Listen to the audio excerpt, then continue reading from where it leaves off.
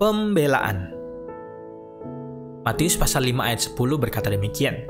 Berbahagialah orang yang dianiaya oleh sebab kebenaran, karena merekalah yang empunya kerajaan surga.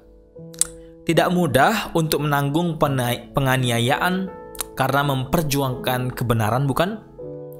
Kita bisa saja mengalami penindasan, penganiayaan jika keadaan kita sebagai minoritas atau posisi yang mungkin lebih rendah.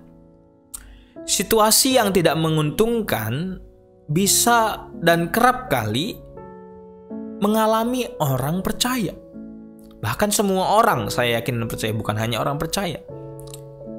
Tapi tidak semua orang bisa menerima keadaan seperti itu.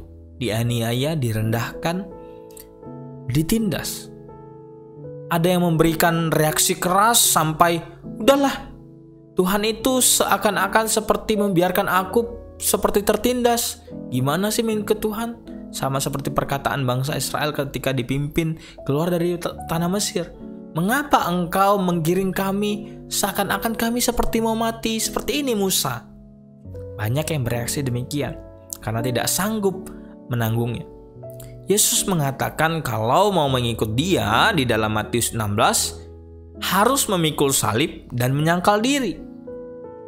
Memang setiap orang yang mau hidup di dalam Kristus akan menderita aniaya. Di dalam suratnya Paulus kepada jemaat Timotius pasal 2 ayat 3 ayat 12. Perkataan ini bisa jadi menakutkan karena setiap orang percaya harus dan akan menderita penganiayaan. Bahkan banyak yang tidak siap menjalani hidup sebagai orang Kristen. Lebih banyak orang yang memilih jalan lebih mudah daripada mengikuti jalan salib. Yohanes 15 ayat 18 berkata, Jika dunia membenci kamu, ingatlah bahwa ia telah lebih dahulu membenci aku daripada kamu. Tuhan telah memilih kita, teman-teman yang terkasih dalam Tuhan, sebagai umat yang dikasihinya.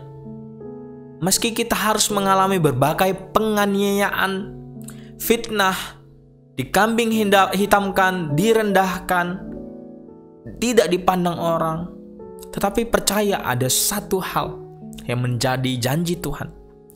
Tuhan tidak pernah sekalipun meninggalkan kita, amin. Tuhan selalu membela kita, amin, karena kita anaknya. Dan dikatakan di dalam ayat firman Tuhan, berbahagialah orang yang dianiaya oleh sebab kebenaran, karena merekalah yang empunya kerajaan surga. Ya, yang dianiaya akan mendapatkan kerajaan surga karena kebenaran. Teman-teman yang terkasih, Paul Chappell di dalam tulisannya berkata demikian. Iblis tidak akan menganiaya seseorang yang hidupnya tidak membuat perbedaan bagi Tuhan. Kalau hidupnya sama-sama aja seperti dunia ini, ya iblis ngapain berusaha? Toh udah sama seperti apa yang iblis mau, yaitu jauh daripada Tuhan. Tetapi iblis akan menganiaya, berusaha sekuat iblis, kuasa iblis, sekuat kuasanya untuk menggoda kita, supaya kita jauh lagi dari Tuhan. Makanya tidak jarang ketika kita sudah mulai berada di dalam satu kondisi di mana kita dekat dengan Tuhan, kita berdoa, cobaan pasti langsung datang. Karena iblis tidak suka. Untuk itu teman-teman sekalian, marilah kita biarkan Tuhan yang bela kita. Karena siapa yang dianiaya oleh karena kebenaran, berbahagialah mereka dan merekalah yang empunya kerajaan surga. Puji Tuhan. Tuhan Yesus yang memberkati kita semua. Shalom.